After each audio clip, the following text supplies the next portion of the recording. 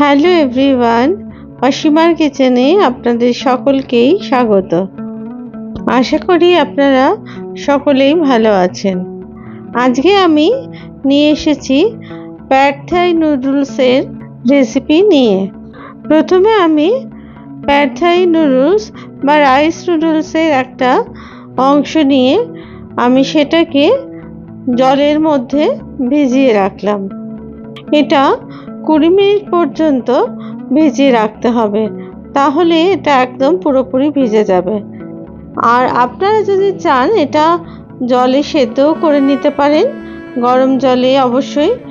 তবে সেক্ষেত্রে একটু খেয়াল রাখতে হবে নুডলসটা যাতে গলে না যায়, কারণ এই নুডলসটা একদমই পাতলা ধরনের হয়।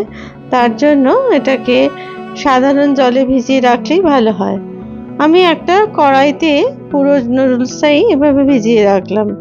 প্যাড থাই নুডলস বানানোর জন্য আমি এখানে নিয়ে নিয়েছি সবজি 3 রকমের আর স্প্রিং অনিয়ন। এরপরে আমি একটা সস বানিয়ে নিলাম। প্রথমে 1 চামচ ডার্ক সোয়া সস দিয়ে দিলাম, তার মধ্যে দিলাম 2 চামচ হোয়াইট ভিনিগার।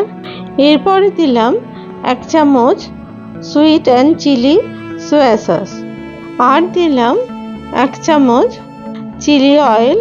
দিয়ে সমস্ত উপকরণগুলো ভালো করে মিশিয়ে নিলাম। অন্যদিকে একটা ফ্রাইং প্যান বসিয়ে আমি দিয়ে দিলাম 3-4 চামচ মতো অলিভ অয়েল। আপনারা এখানে সিসমি অয়েলও ব্যবহার করতে পারেন, সেক্ষেত্রে এর স্বাদটা আরও অনেক ভালো হবে।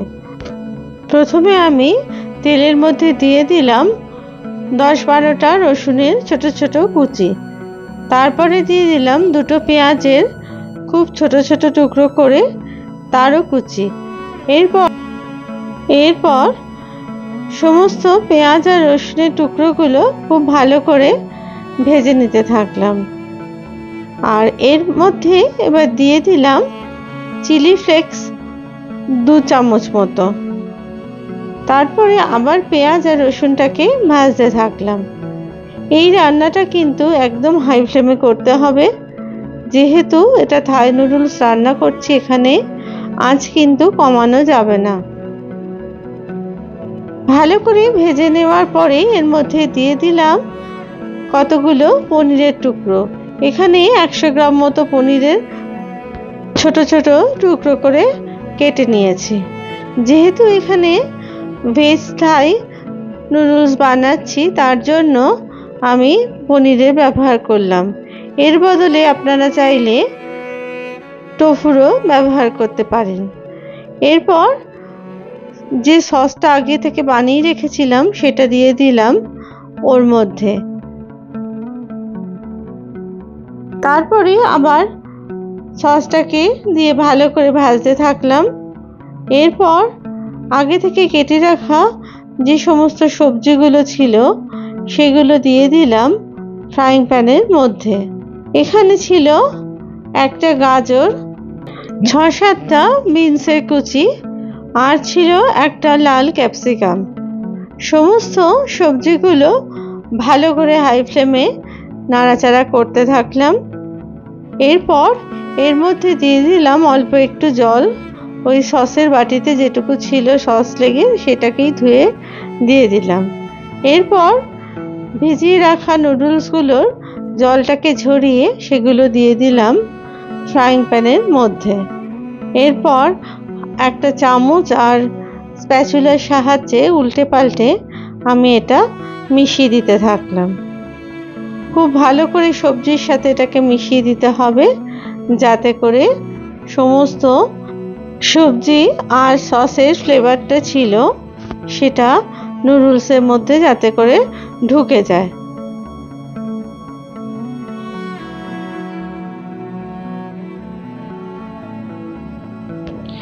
এবার এর মধ্যে দিয়ে দিলাম 2 চামচ মতো টমেটো সস। টমেটো সস দেওয়ার পরে এবার দিয়ে দিলাম আগে থেকে কুচিয়ে রাখা স্প্রিং অনিয়নের টুকরোগুলো। এখানে 25 গ্রাম মতো স্প্রিং অনিয়নের টুকরো রয়েছে।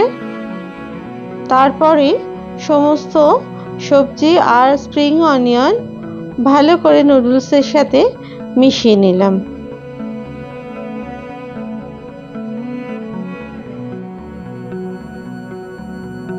এবার এর মধ্যে দিয়ে দিলাম আরও 1 চামচ মতো চিলি অয়েল। এই চিলি অয়েল দিলে নুডলসের স্বাদ অনেকটাই বেড়ে যায়। তারপরে আবার সমস্ত সবজি আর নুডলস ভালো করে মেশাতে থাকলাম। দেখুন প্রায় সমস্তটাই মিশে গেছে, কিন্তু আমি এখনো গ্যাস অফ করিনি। এবার আমি ওপর থেকে ছড়িয়ে দিলাম কিছু ধনেপাতা কুচি। ধনেপাতা কুচি দিয়ে আবার সমস্ত উপকরণগুলো ভালো করে মেশাতে থাকলাম। যদি আপনাদের এই রেসিপি ভালো লেগে থাকে তাহলে অবশ্যই লাইক, শেয়ার, কমেন্টস করতে ভুলবেন না। আর আপনাদের কমেন্টস কিন্তু আমার কাছে খুবই মূল্যবান।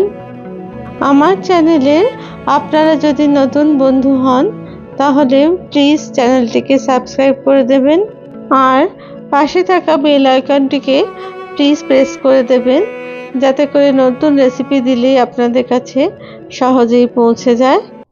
সবশেষে আমি দিয়ে দিলাম 1 চামচ মতো মধু। এখানে আমি মধুর ব্যবহার করেছি।